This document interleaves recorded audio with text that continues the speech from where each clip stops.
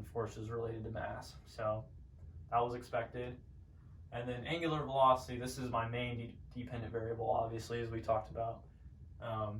And it starts to go down. We see both with the knee joint and the tire, there's a very obvious relationship that is associated with how the velocity decreases. So to kind of put all that into one picture, I made a line graph. So here's the angular velocity of the tire and of the knee, and we can see they kind of go down. This one is kind of has a little variance there, but the point being is that showing this relationship where the weight's going up and the velocity, the angular velocity, starts to go down. So what was expected? So as we see with the hypothesis, it was expected that as the weight of the tire increased, the angular velocity of the knee, as well as the tire, but primarily looking at the knee, would decrease.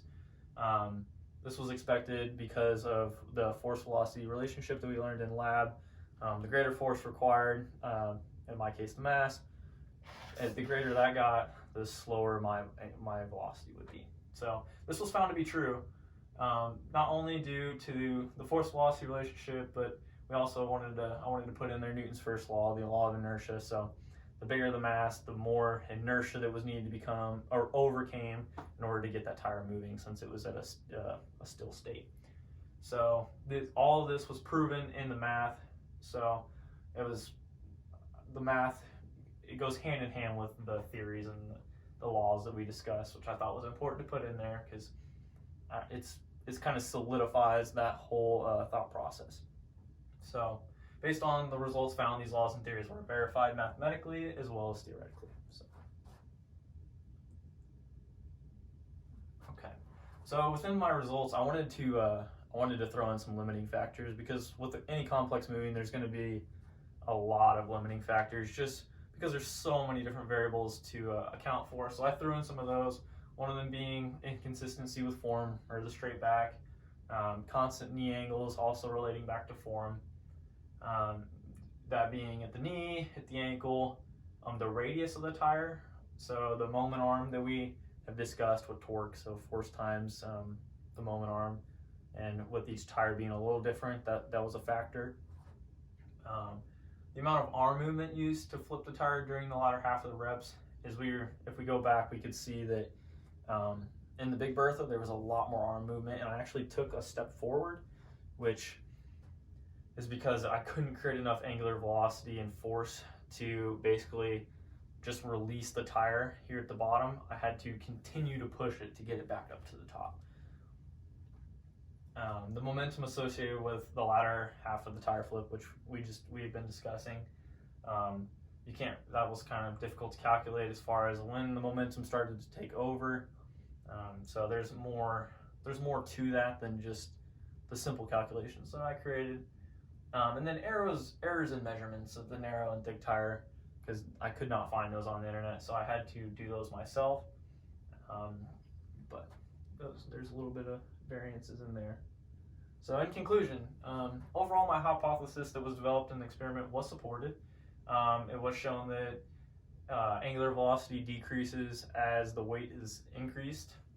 So weight being the independent variable and angular velocity being the dependent it changes with weight. So I describe this as an inverse relationship associated with the weight of the tire and the angular velocity of both the knee joint and the tire. Again, reiterating that we were focusing on knee joint, but this was also seen in the tire. So trying to go the extra mile there. So it is believed here that there is an inverse relationship between the weight of the tire and the angular velocities of the knee joint and tire based on the force-velocity relationship, which we've discussed before, showing that as an increase in the amount of force that is required to displace an object will decrease the velocity in which the object can be displaced. The data found within this study could be used, I think, in future experiments to use the data that I could collected, but I want somebody to take this further by adding in the radius, the moment arm, the torque. So it was obvious that torque was increasing, but I don't feel like the moment arm played as big of a role or wasn't focused on as much as I wanted. That was primarily due to a time consumption. With this being a one-person project, it's hard to account for all variables, but I think someone could use these same tires, same weights, same numbers, and then maybe make some graphs and compare that to radiuses or diameters, however they want to do their moment arms. So I feel like that'd be a great way to further this experiment.